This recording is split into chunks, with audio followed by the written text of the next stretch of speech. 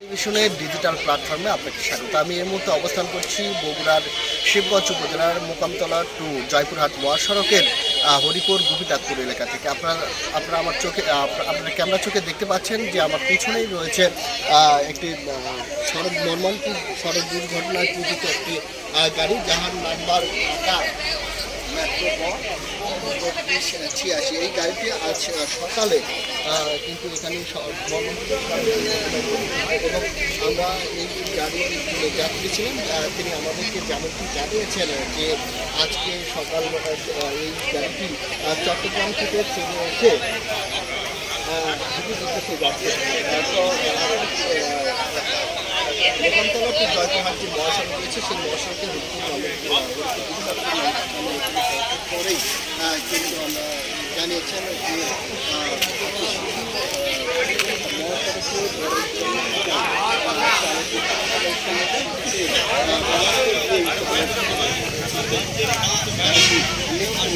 এবং মহাসড়কের যে পাশে খাদ, সেই খাদের মধ্যে কিন্তু গাড়িটি পতিত হয় এবং সড়ক দুর্ঘটনায়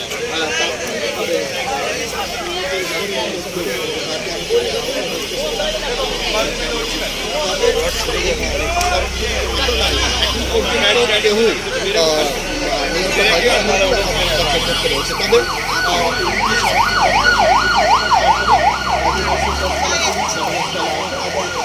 ঘটনাস্থল পরিদর্শন করে এবং গাড়িটি তাদের নিয়ন্ত্রণে নেন। তারা বলছিলেন যে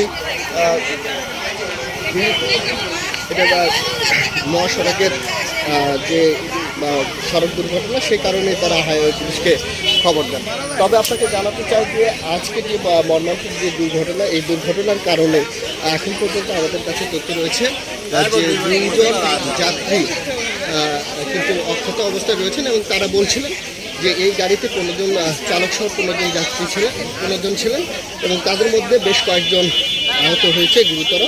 তবে এখন পর্যন্ত কোনো নিহতের সংখ্যা নেই। তবে আপনাকে জানাতে চাই যে এই যে সড়ক দুর্ঘটনা, সেই সড়ক দুর্ঘটনার খবর পেয়ে স্থানীয় আশেপাশের লোকজন কিন্তু এখানে আসেন এবং আপনাদের দেখার জন্য চেষ্টা করছেন এবং এখানে ভিড়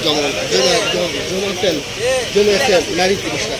তবে আপনাকে দেখানোর চেষ্টা করছি, দর্শক আপনারা দেখতে পাচ্ছেন যে ইতিমধ্যে গাড়িটি একটি খাদের মধ্যে পড়ে রয়েছে এবং এই যে দুর্ঘটনা, সেই সড়ক দুর্ঘটনার কারণেই কিন্তু দেখেছি যে নারী পুরুষরা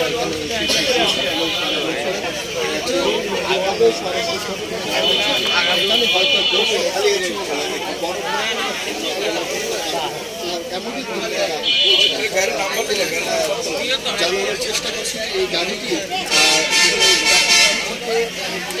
উদ্দেশ্যে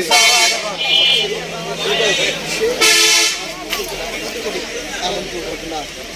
আপনারা দেখতে পাচ্ছেন যে গাড়ির যে ভিতরের অংশ, সেই অংশগুলো আপনাদের দেখানোর চেষ্টা করছি। সব মিলিয়ে যদি বলে যে এখন পর্যন্ত আমাদের কাছে তথ্য রয়েছে বেশ কয়েকজন আহত, তবে এখনো কোনো নিহত আমাদের চোখে আসেনি।